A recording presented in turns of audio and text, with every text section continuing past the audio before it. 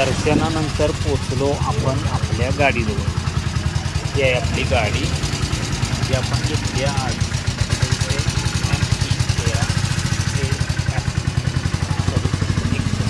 ही अशा प्रकारची गाडी आहे जी आपण त्याच्यातून आपण ट्रॅव्हल करायला लागलो। ही अशी गाडी आहे ही आपल्याला बघितल्यानंतर लक्षात येईल की आणि ही गाडी एक मुलगी चालवायला लागली सगळ्यात महत्त्वाचं।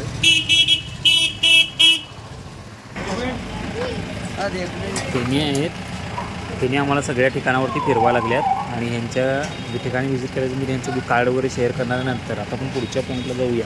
त्याच्यानंतर बाकीचं बघूया तोपर्यंत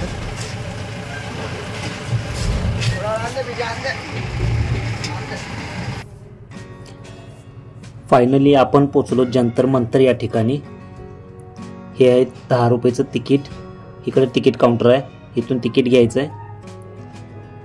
तिकीट घेऊन आपण आता आतमध्ये पडलोय। 10 रुपयाचं तिकीट आहे हे बघा, 10 रुपयाचं तिकीट।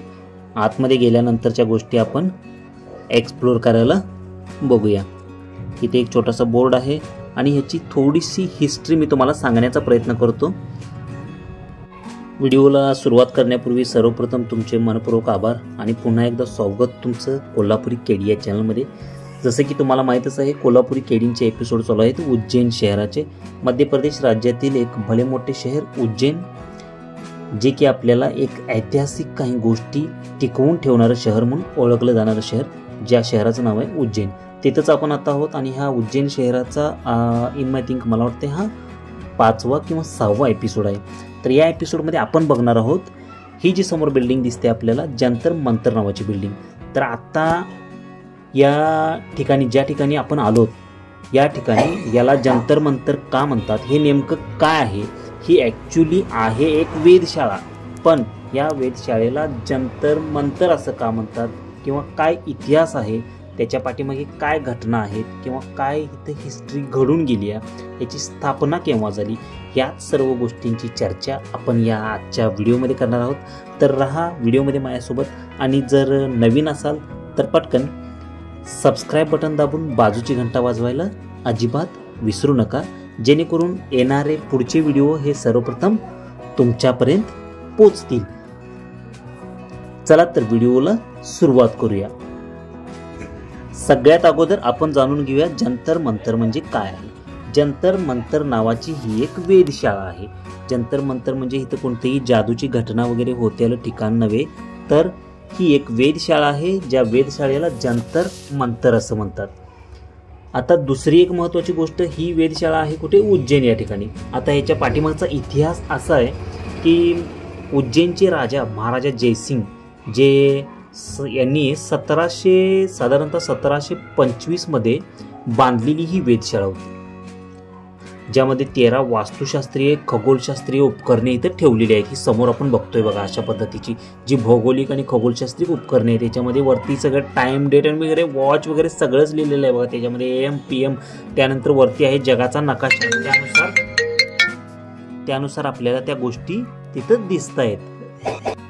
तर पुढे जर बघायला गेलं तर ही वेधशाळा महाराजा जयसिंग यांनी उज्जैनचे राज्यपाल असताना बांधलेल्या 5 वेधशाळांपैकी एक शाळा आहे। म्हणजेच त्यांनी टोटल 5 वेधशाळा बांधलेल्या होत्या, त्यापैकी ही एक वेधशाळा आहे।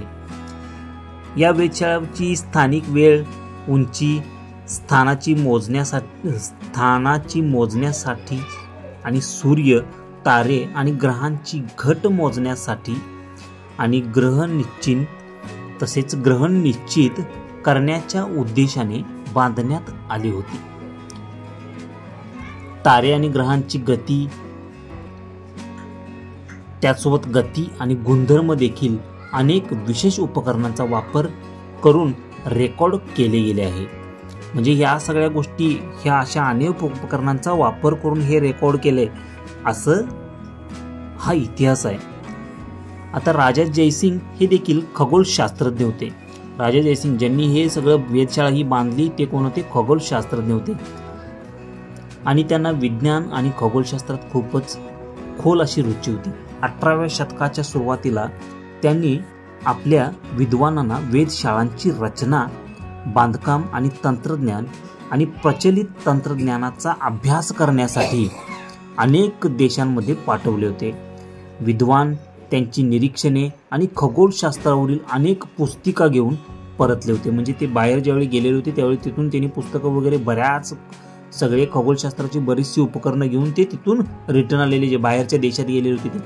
त्यानंतर 1724 ते 1737 दरम्यान जयसिंगने, म्हणजेच काय, राजा जयसिंगने जयपूर, मथुरा, नवी दिल्ली तसेच उज्जैन, जिथं आत्ता आपण आहोत, उज्जैन आणि वाराणसी येथे 5 ठिकाणी वेधशाळा बांधण्याचा उपक्रम केला आणि वेधशाळा बांधल्या. भौगोलिकदृष्ट्या उज्जैन शहराला भारताचे ग्रीनविच मानले जाते, कारण भारतीय परंपरेतील रेखांशांचा पहिला मेरिडियन त्यातून जातो. शिवाय ते कर्करोगाच्या उष्णकटिबंधावर असते. याच सोबत आणखी एक महत्त्वपूर्ण माहिती घ्यायची म्हटलं तर जंतर मंतर येथे इतिहास आणि वाद्यरचनेचा सर्वसमावेशक अहवाल आहे.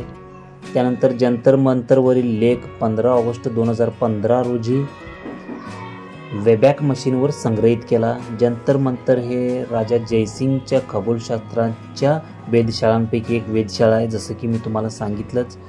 पवित्र शहर उज्जैन मध्ये आपले स्वागत आहे हे वेधशाळा पाहण्यासाठी. तर नक्कीच तुम्ही ह्या वेधशाळेवरती एकदा व्हिजिट करून इथली काय माहिती आहे आणि इथं काय इतिहास आहे हे समोर या सगळ्या गोष्टी बघण्यासारख्या आहेत. तर इथं येऊन तुम्ही एकदा बघा.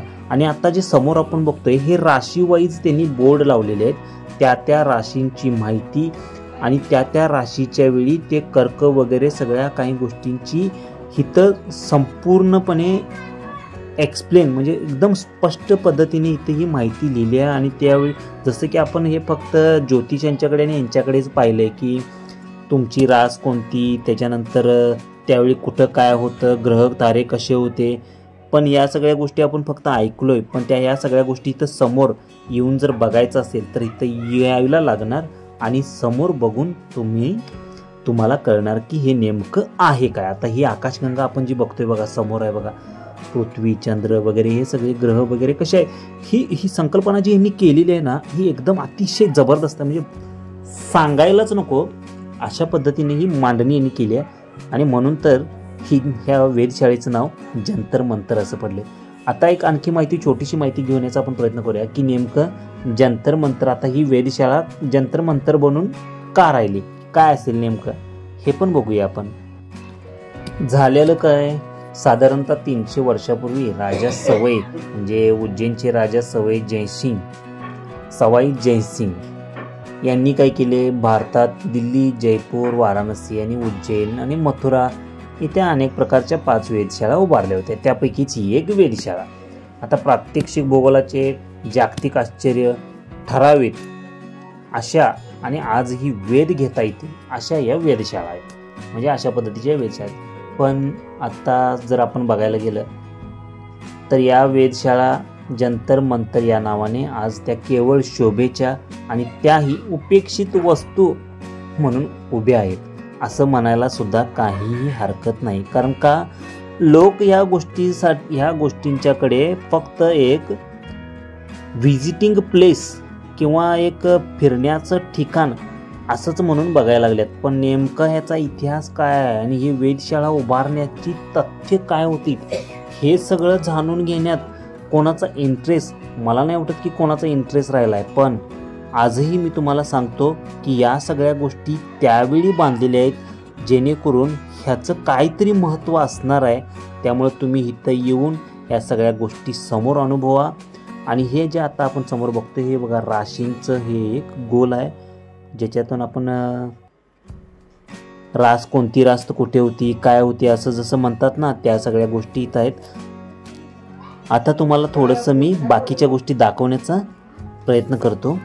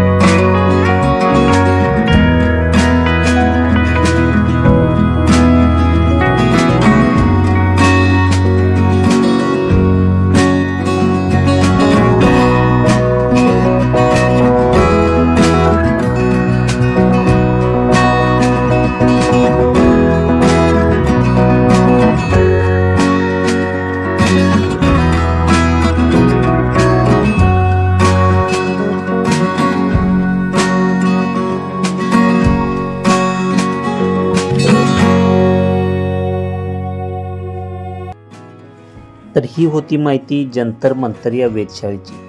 कशी वाटली तुम्हाला माहिती आणि कसा वाटला तुम्हाला हा व्हिडिओ कॉमेंटमध्ये सांगायला अजिबात विसरू नका. आणि मी तुम्हाला भेटतो अशाच एका नवीन व्हिडिओमध्ये नवीन ठिकाणी. तोपर्यंत धन्यवाद. आणि चॅनलवरती नवीन असाल तर पटकन सबस्क्राईब बटन दाबून बाजूची घंटा वाजवा.